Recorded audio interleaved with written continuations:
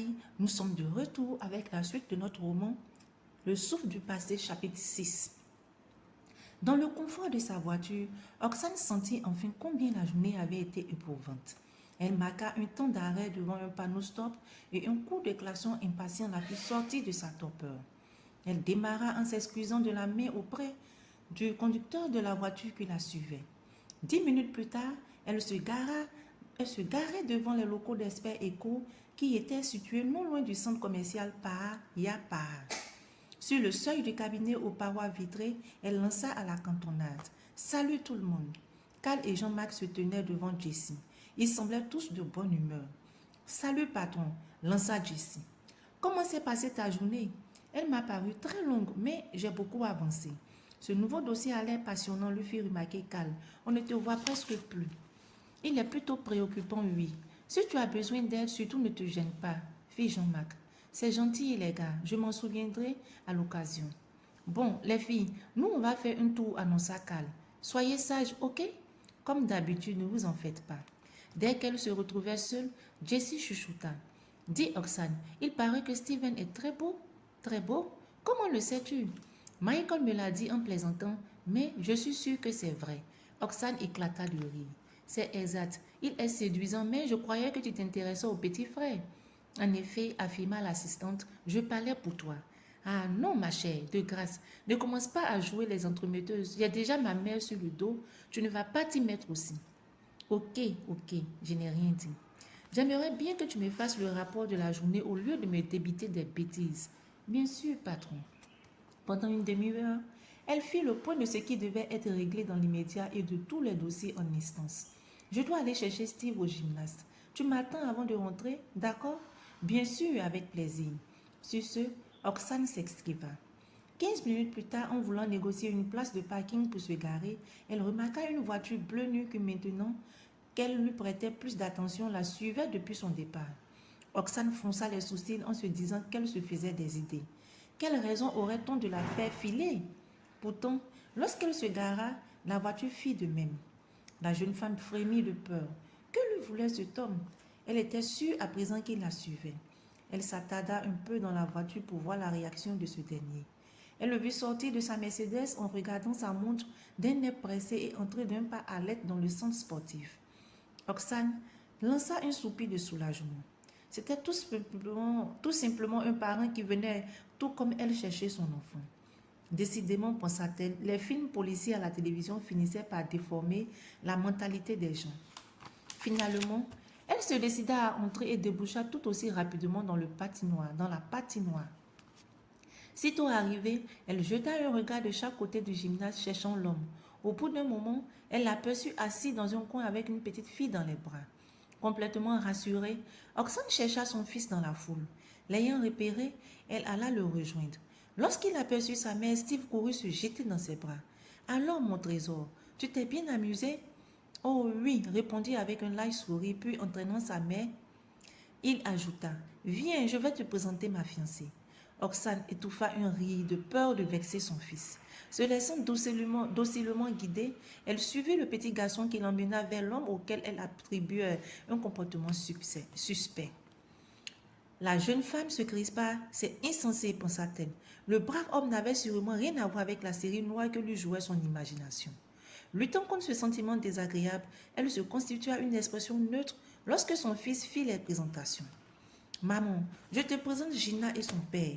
Enchanté de faire votre connaissance, monsieur. »« Valère, Lucas Valère, se présenta l'homme. »« Ravi, répéta Oksane avec un sourire. Tout le plaisir est pour moi, madame Zati. » La jeune femme sursauta à l'évocation de son nom. « Vous connaissez mon nom? Pourtant, je ne me souviens pas vous l'avoir dit. »« Comment ne le saurais-je pas? Votre fils et ma fille sont fiancés, je crois, fit-il avec un clin d'œil. »« Mais bien sûr, acquiesça-t-elle en émettant un rire qui sonnait faux. Se tournant ensuite vers son fils, elle lui proposa de rentrer. Steve la supplia de lui accorder 10 minutes de plus, le temps de faire un dernier tour de patin avec Gina. Sa mère accepta et mit à profit ce moment pour observer l'homme assis à côté d'elle. Lucas Valère était un Kenyan au physique assez impressionnant. Avec ses cheveux coupés très courts et ses yeux intensément perçants, il dégageait une beauté diabolique. Très grand, de larges épaules et des bras musclés, que l'on devinait sous un manteau. Très grand, de larges épaules et des bras musclés que l'on devinait sous son manteau.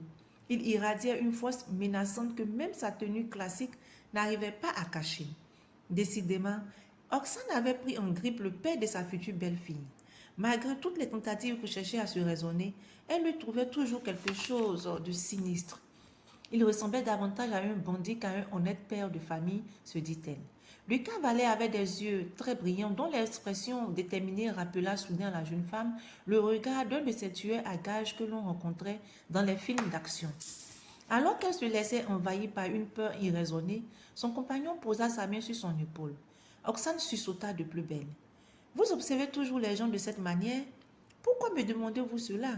Parce qu'il y a 5 minutes, j'ai cru être passé au peigne fin sous un laser infrarouge pour déterminer à travers un écran qui, le cas échéant, est votre regard, tous mes vilains défauts. Mais qu'est-ce que vous racontez? Se défendit-elle touchée par sa perspicacité. Bref, ce n'est pas grave, j'ai l'habitude et puis, dans mon métier, je comprends que vous ayez ce genre de réflexe. Bref, ce n'est pas grave, j'ai l'habitude. Et puis, dans votre métier, je comprends que vous ayez ce genre de réflexe. Ainsi, il savait tout d'elle, se renvoya Oxane en doutant de plus en plus de l'identité de son interlocuteur. Une telle information ne venait certainement pas de sa fille.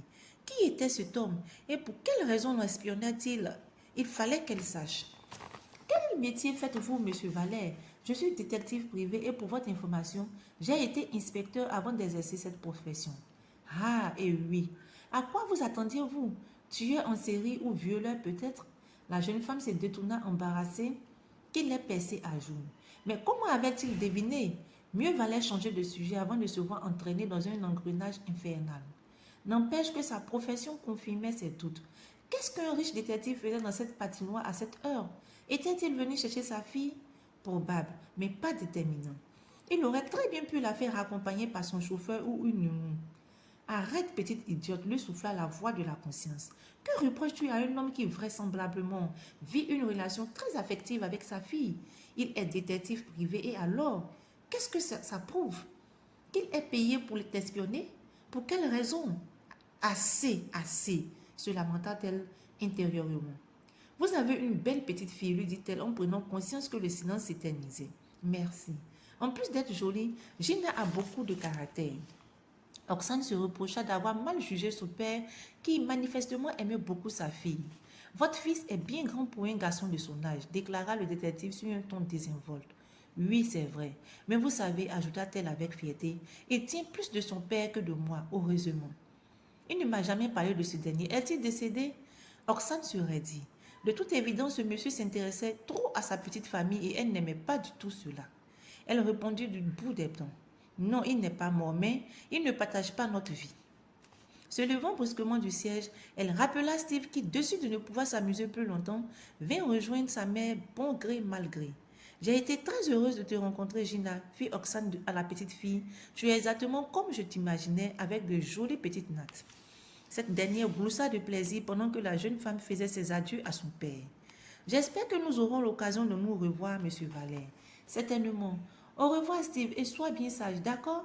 Oui, monsieur, je vous le promets, répondit solennellement le petit garçon tout sourire. Après avoir planté 2 grosses bises sonores sur les joues de Gina, il courut rattraper sa mère qui l'avait précédé. Lucas Valère suivit du regard la jeune femme qui s'en allait et ébaucha une esquisse de sourire. Voilà une affaire qui venait d'être réglée. Le détective aurait mis sa main au feu que cette femme était l'ex-fiancée de son ami. D'ailleurs, son fils était le portrait craché de Steven. Grâce à sa fille, le détective avait eu des informations qui ne faisaient que le conforter dans son enquête. Il était sûr à présent de disposer de toutes les pièces du puzzle. Lucas était content de lui.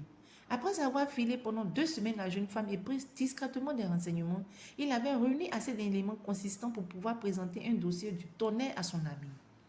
L'arrivée intempestive de sa fille, qui était allée prendre une douche, le ramena à la réalité.